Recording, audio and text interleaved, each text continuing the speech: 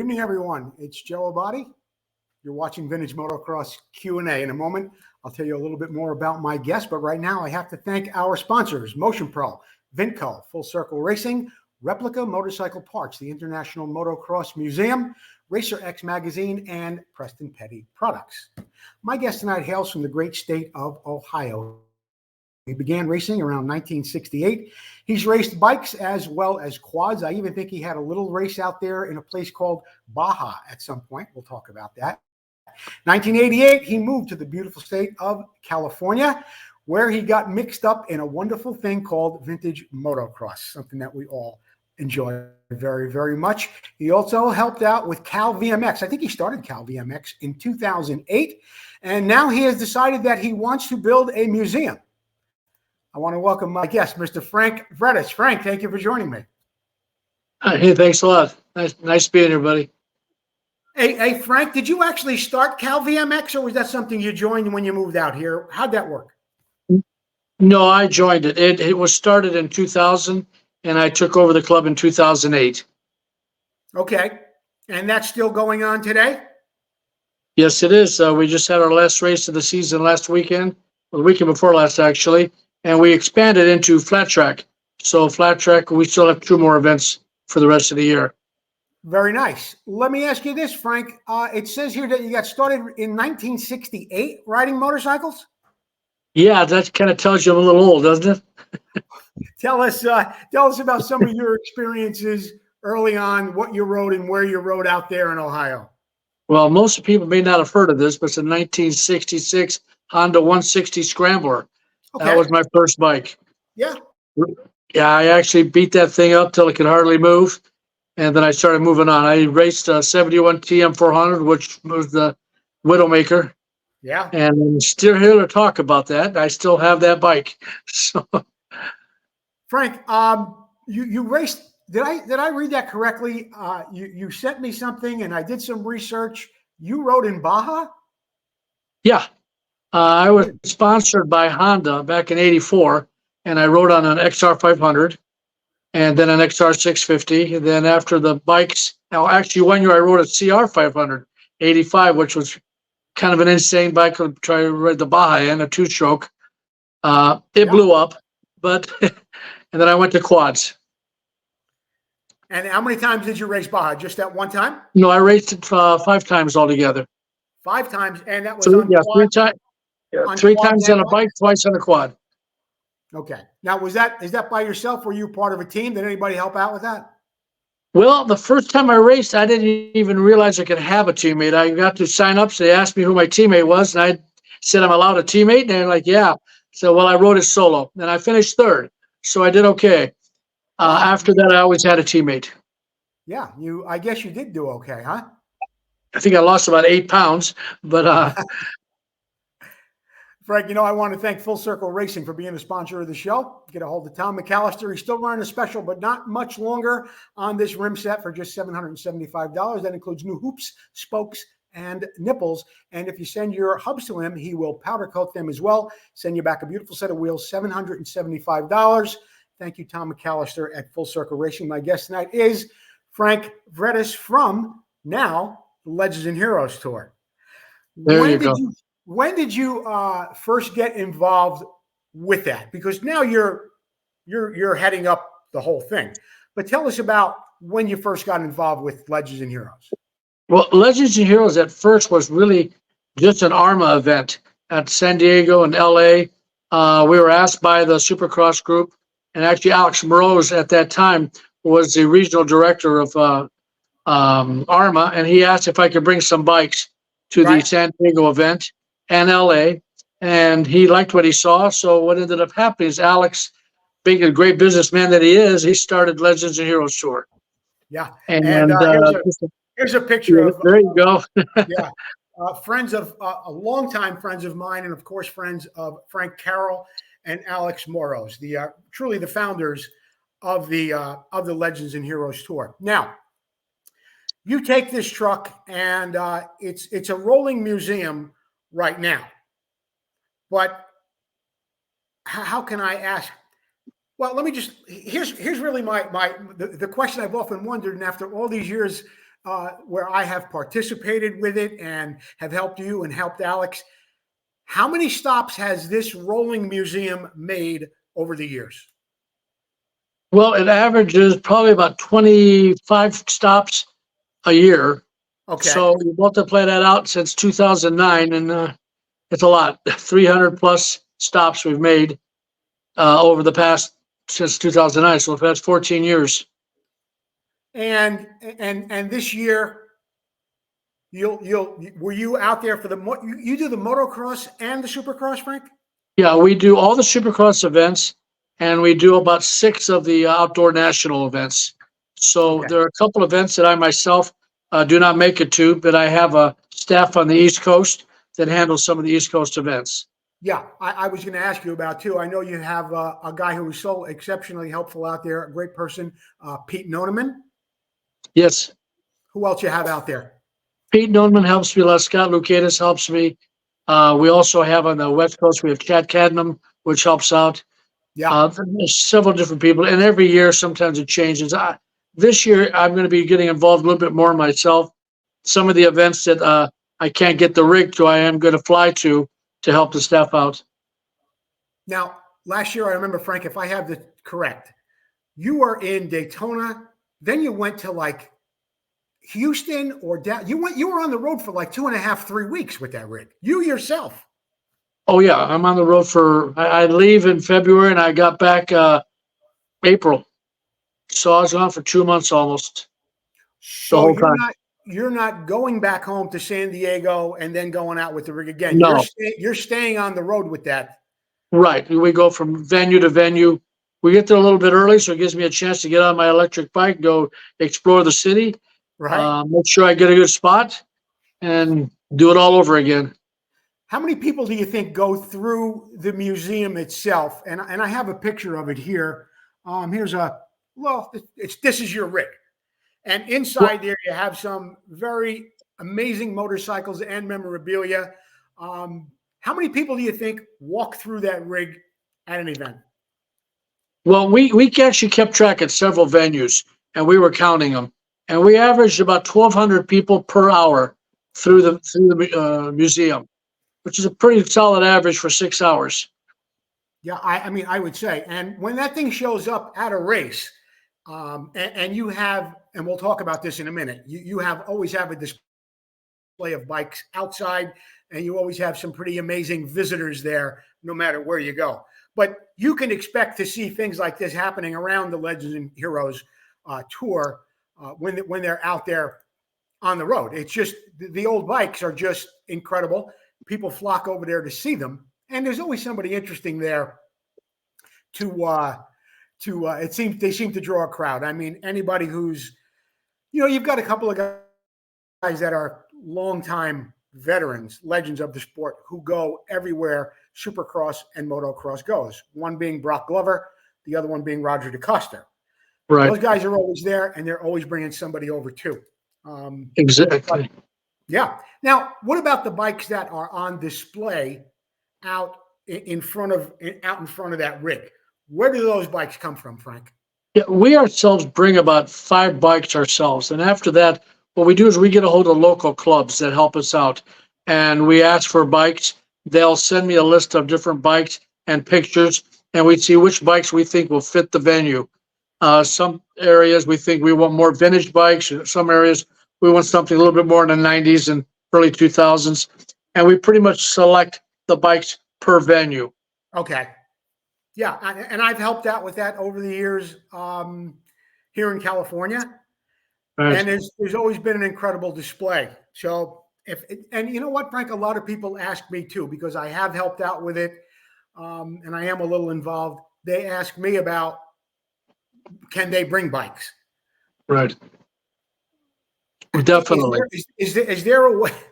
Is there a way they can contact you directly, and I can tell them to contact the Legends and Heroes and Frank to see if they can bring a bike? Absolutely, because we like seeing different bikes too, and sometimes we have our group that we can count on bringing bikes, but it's nice to see new bikes sometimes. So just have them get a hold of me, send me an email and a picture of what the bike looks like, We don't want to show up at a venue with 20 Hondas, but so as long as we know what they're bringing. And believe me, there's been a couple bikes show up that when they showed up in the truck, I've asked them to leave it in the truck and please don't let it off the truck. Yeah, They're not going to work.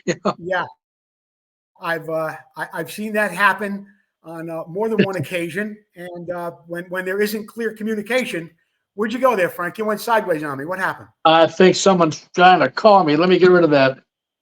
There you go. Hey, how's that? You look much better that way, Frank. It'll probably happen again. I do get a lot of calls, so yeah? Sorry. All right. Well, no, that's okay. And these things happen from time to time. So you know what I'm going to do, Frank? I'm going to take a little bit of a break here. We're going to hear from our sponsor, Vintco.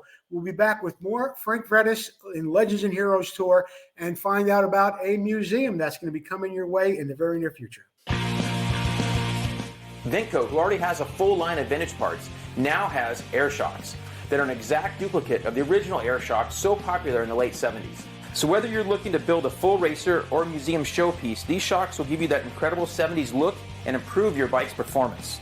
These new air shocks are fully rebuildable with Vintco rebuild kits, and all shocks are hand assembled in the USA with all new components. Every component is brand new. Just like the originals, our air shocks are adjustable with 2 chambers, high and low pressure, giving you tremendous flexibility for settings of your bike suspension. The Vintco air shocks come fully assembled and ready for installation. Just add air or nitrogen. The kits include the manual and spacers. Visit Vintco.com to check out the air shocks and all that Vintco has to offer to help you get back on track and to keep that ride going.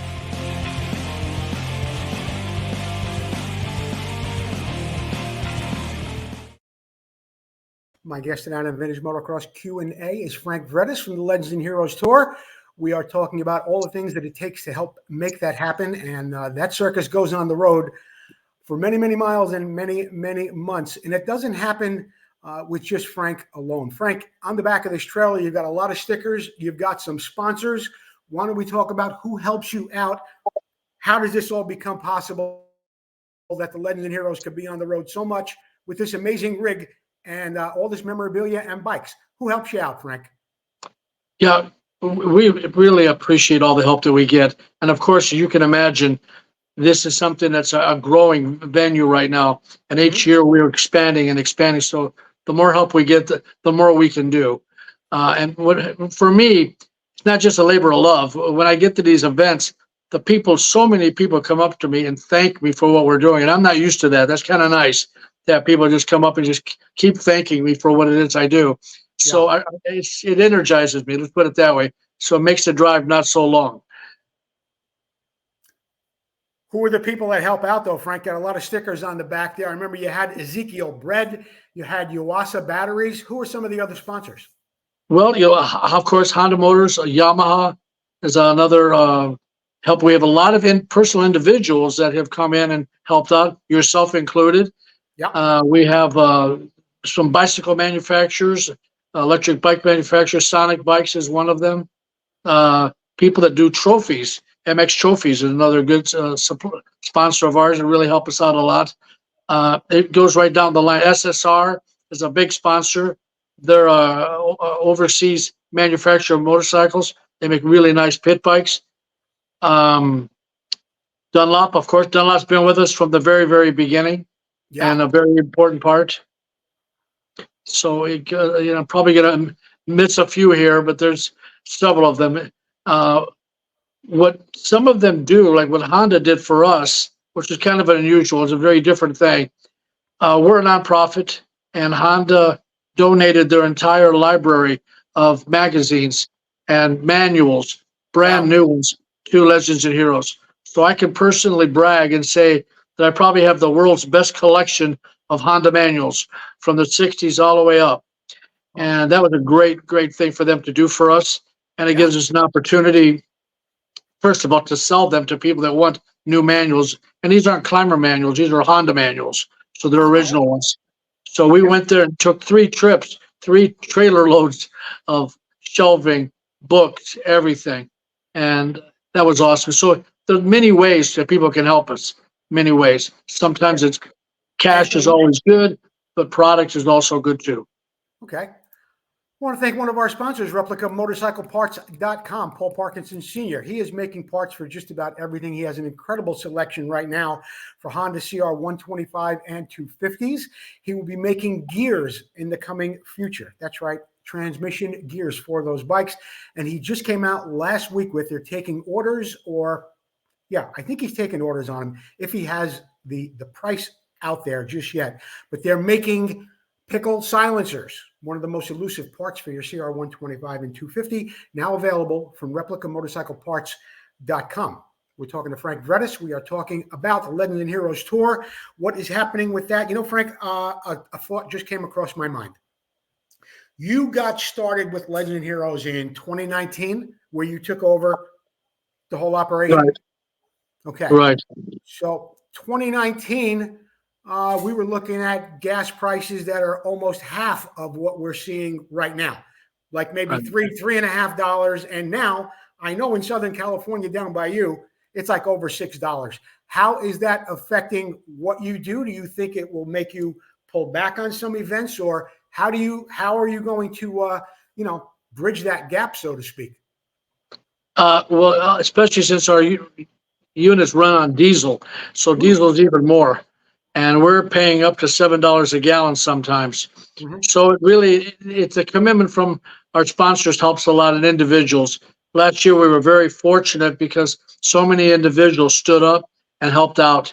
And that's really what got us through the season. Because I put on about 20,000 miles through a year just on the road. And it's a lot of driving. It's a lot of driving. Yeah. So fuel's important.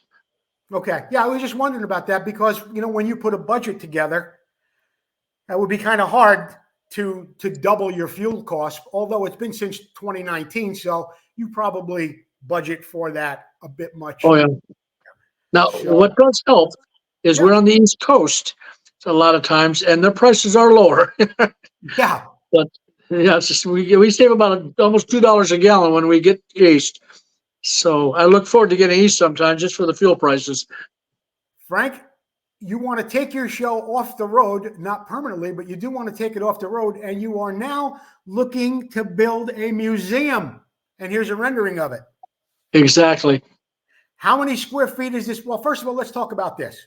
Where is the museum going to be located?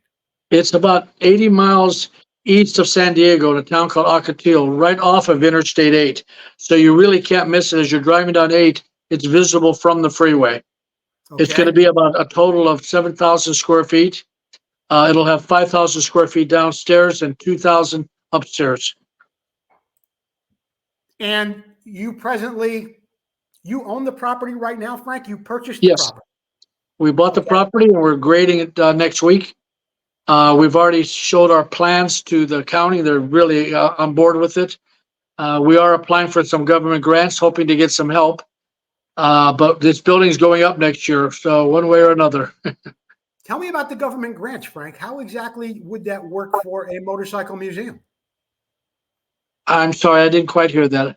Tell me about the grants from the government for a motorcycle museum. How does that work? What is it? What would you get a grant for? Is it for history? What helps is what we're doing. We're focusing on children at the museum. The education of children, the education of the sport, child safety. So when you go apply for a grant, emphasizing the fact that we're going to be running tours from all the local schools. We've already spoken to the local schools, and they want to bring kids there. And they said they'll have no problem getting kids to come to a motorcycle museum. And when they're there, we're going to show them the history of the sport. The area that I'm in is an off-road mecca. I mean, everybody rides out there. So the kids that are coming are all going to be, kids that are into off-road. So we'll basically get a chance to show them safety. And about 3 years ago on a piece of property of mine, Marty Smith came out and designed, and we built a track on my property. And it's right now, no one's used it, but the whole idea was that eventually I would use it to train kids on how to ride. So that is the idea, that we're going to get kids to come to the museum, see the history, learn about the sport, learn about safety, and then eventually bring kids over to the track and teach them some of the basics on riding. What can we expect to see in your museum? Obviously motorcycles. What else? Right. Vintage bikes for sure. vintage bikes for sale, bikes that are vintage that have not been restored. So if you want to buy a bike and you're looking for something to restore, there'll be project bikes available.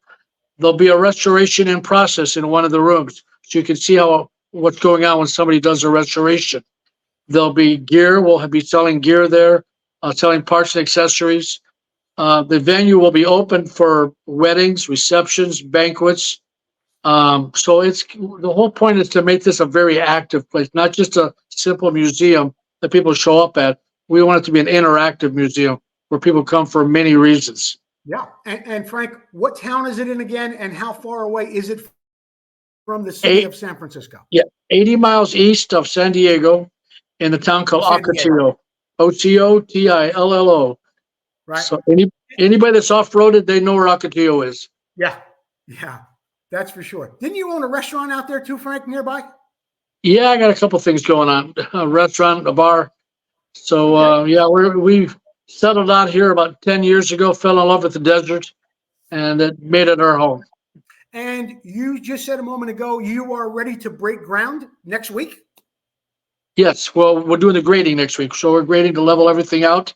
Right. We're working with the county right now with the first steps are going to be the cement pad we have to put in early next year, the parking lot, the building, so it's a lot of things, but we're very active on doing it.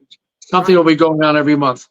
And I understand you've brought in some of the heavy hitter legendary motocrossers from that San Diego area. You've got David Bailey, Ricky Johnson, Brock Glover, Mercedes, Gonzalez.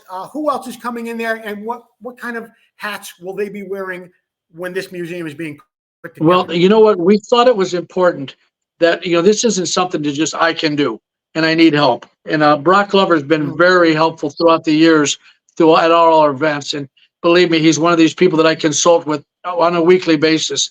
So we brought a couple other people on board, Ricky Johnson being one, David Bailey being another, Mercedes Gonzalez, Ron Turner. These are all people that have been in the sport their whole lives, and they know a lot, and very well-respected names.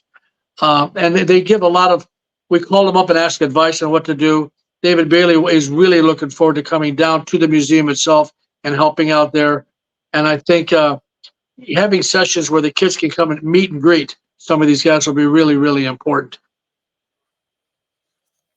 Yeah, that will be. And you've got the city behind you, the planning board, which I know can be a nightmare in the wrong area with the wrong people. If they don't want a project like this, they can really make it kind of difficult for you, but you've got that under control. Yeah, and you can't get to San Diego from Arizona without driving by our place. And the building is so visible at night, the roof is going to light up and it'll say Moto Museum on it. So it's going to be very, very visible. So the whole point is, we're counting on people when they travel, giving them a reason to get off the freeway and come see what we're doing. And Southern California being for the United States being a birthplace of motocross, it just makes sense. Sure. We are going to take a little break. We'll be right back with more Frank Vrettas and the Legends and Heroes motocross. Okay.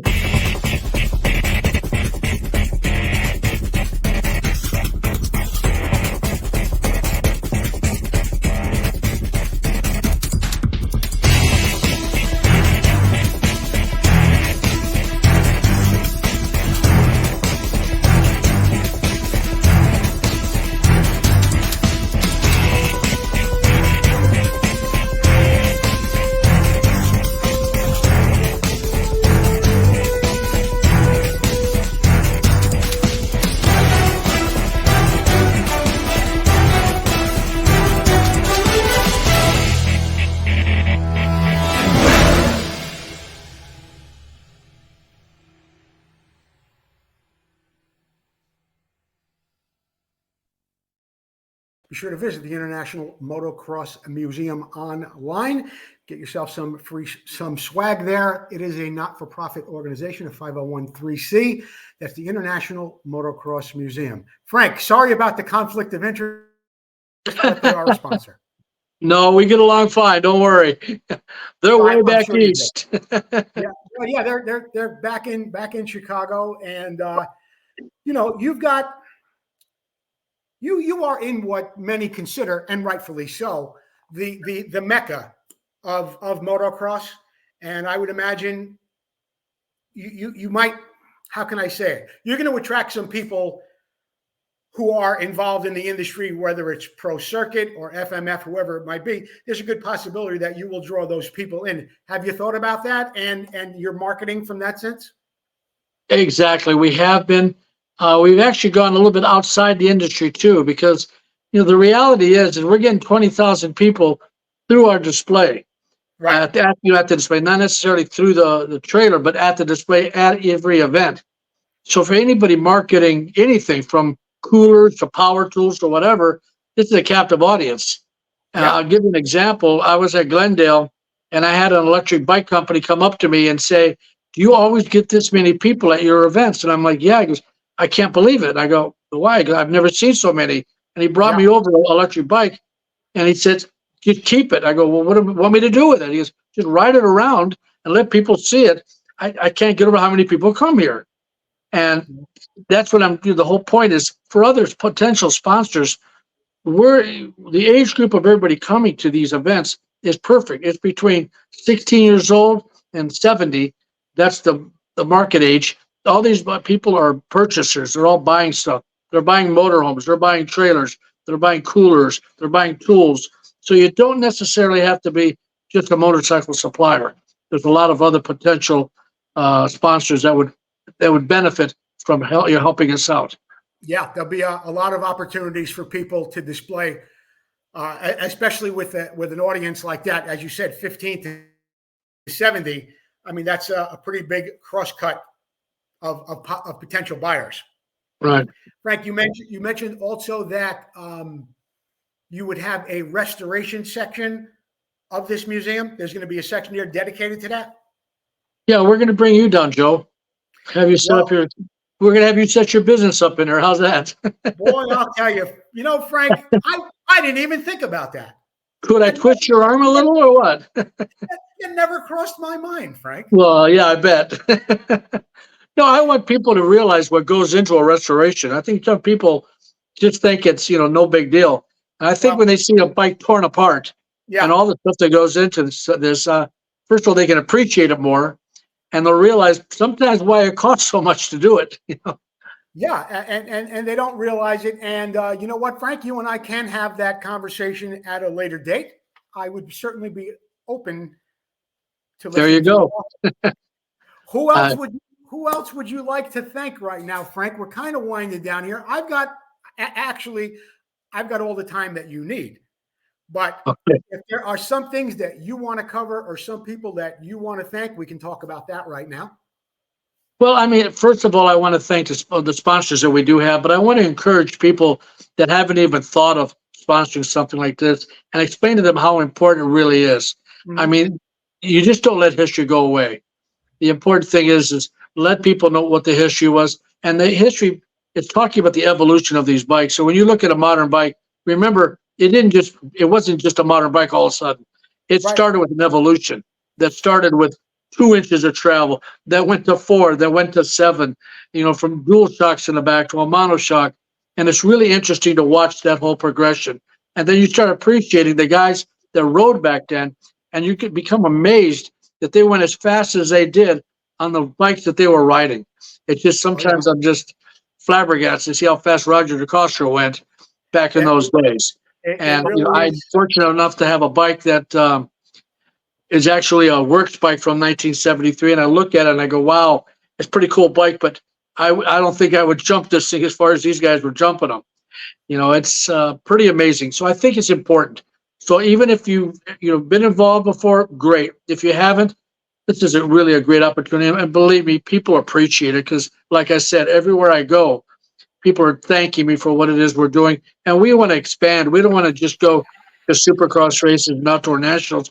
We like to go to some of the county fairs, do stuff like that. Sometimes go to a school system and let them see, a little bit more about the sport, the fun of the sport and the safety of the sport. So I do want to expand. Yeah. And with branching out to the kids, I think is a great idea as well. Where is your where is your next stop with the Legends and Heroes with the rolling tour? Where will you be next? Because Supercross season's over, motocross season's over. We got a little gap here. We're into October. Will you be on display anywhere over the next couple of months? Well, we were hoping to be on display at the at Scott Bernworth's event this weekend, but we found out that the parking lot that we were going to park in is owned by somebody else, so we can't bring the rig up there. So we're just going to show up with some canopies and some bikes. We will be there, but otherwise our season's not going to start till the first Anaheim one in January, and that's when every weekend after that we will be somewhere for 6-7 months. Frank Vrettas, Legends and Heroes Tour. Oh, while I'm thinking about it, we know you have a presence on Facebook. What about Instagram? What about a website? Is there any place people can find you if they want to see what you might have for sale, some shirts or anything like that? Yes, well, we have a website, Legends and Heroes Motor Museum.com. We are coming out with gear for Legends and Heroes gear, so that's another way you can help support the organization by buying a full set of gear. Yes, and that's something. Give us about another month; it'll be completed. It's up and running now, but we're working on modernizing it. Let's put it that way. But we are active on Facebook, active on Instagram, so we're working on the rest of the infrastructure right now. Okay, and you mentioned grading, you mentioned plans, and maybe breaking ground the first of the year. We're coming into, I can't believe I'm going to say this, 2024. When do you project a possible grand opening? Opening? Yeah. I'm hoping for the end of 2024. Okay. That's my goal. We're going to fast track this thing. So a lot of it has to do with the more help I get, the faster I open it, but I'm still going to open it one way or another. Okay. Frank, anything we can do to help at Vintage Motocross Q&A or any of my other outlets that I have, let me know. I'll be happy to let the people know. And, as this progresses and you do break ground, and I'm sure there'll be pictures and plans, let's get you back on the show in, say, 90 days, 120 days, see the progress that you've made, and we'll go from there, okay? I'd love to do that. Maybe I won't be attacked by so many flies like I am in my garage right now. Yeah. So it's that time of the season out here in the desert. Frank, thank you for taking the time to speak to me. And as I told you before, don't hang up. We're going to let the show download, and we'll go from there. But Frank, Legends and Heroes Tour, and soon, Legends and Heroes Museum. Thank you, Frank. Thank you. Thank you. Frank Vrettas, great guy. And he's been around the sport a very, very long time. He's helped out with the Legends and Heroes Rolling Museum, and now he's looking to put up a building. And, well, he's not looking to do it. He's on his way to doing it. I want to thank Frank for being my guest today. We're going to run a few commercials, then we'll be back to wrap it up with Vintage Motocross Q&A. Hey, it's Joe Abadi for Vintage Motocross Q&A. When you're replacing a cylinder or a gasket or doing a top end on your bike, many times it's very, very difficult to get to the nuts that are on the base. And you want to be sure that you torque those evenly whenever you change a top end. Motion Pro has come up with this great tool. It's the torque adapter, okay? You can put any size wrench in there and you can tighten it up. On the back is a 3/8 drive. You can put your torque wrench in there, get the wrench on the nut that's on the base of your cylinder, and make sure everything is torqued evenly. This is a great tool. I have one in the shop. We use it all the time. It comes with instructions as well. Go see your local dealer or get to motionpro.com. And don't forget, go over to Vintage Motocross Q&A to get a 20% discount on all Motion Pro tools. I pre-recorded a segment that I want to include in the show every week, and I was so involved with speaking to Frank about the Legends and Heroes Museum, I forgot to put it on.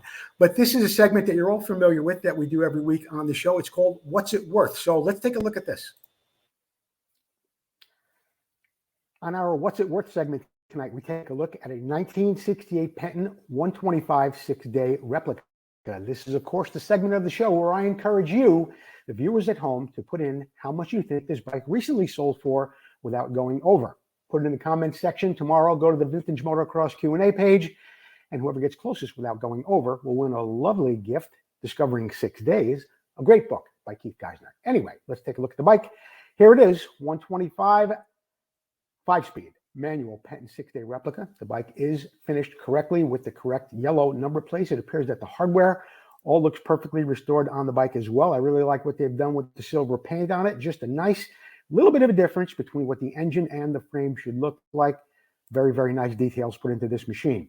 Great job on the pipe, correct flat black with the heat shield chrome.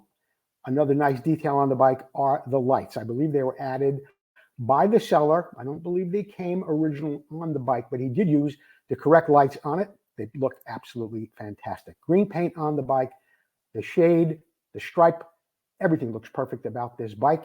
It was sold at the Mecum auction in California in September. Here it is once again. You guess how much this bike recently sold for. Whoever gets closest without going over will win a book by Keith Geisner, Discovering 6 Days. Thanks for playing along. Let's get back to our interview with Frank Vrettas and the future of the Legends and Heroes Museum. That concludes our show tonight. I do have a couple of people to thank and a few events coming up that I want to mention. November 11th, the annual bike show at Langston Motorsports that is in Paris, California. Be sure to make your plans. There's always great food, and it is a free event. Bring any bike you like. It doesn't have to be a motocross bike. They had some beautiful street bikes there over the years and a whole lot more. That's at Langston Motorsports. Before you know it, it will be time for the York Swap Meet 2024. I want to thank Bill Nazelrod, Mike Slate, and everyone involved with that event. That happens January 21st. And yeah, I'll be out there again this year. Thank you, Mike Chamberlain, for being a supporter of Vintage Motocross Q&A. And another event coming up, October 28th, the Moto Museum in Ruther Glen, Virginia. That is put on by George Ackerman. There will be some guest speakers there, including myself, Martina Faltova-Cope, Warren Reed, Steve Wise, Barry Higgins, Don Kadowski, and there'll be a few people there as well. So make plans now. Get a hold of George Ackerman, and you'll be able to get in on the fun there in Ruther Glen, Virginia. That wraps it up for this episode of Vintage Motocross Q&A. I'm your host, Joe Lombardi. I want to thank you for joining us tonight. And don't forget, all of our interviews and all of our shows are available at any time. Go over to our page, Vintage Motocross Q&A. That wraps it up for tonight. We'll see you next time on Vintage Motocross Q&A.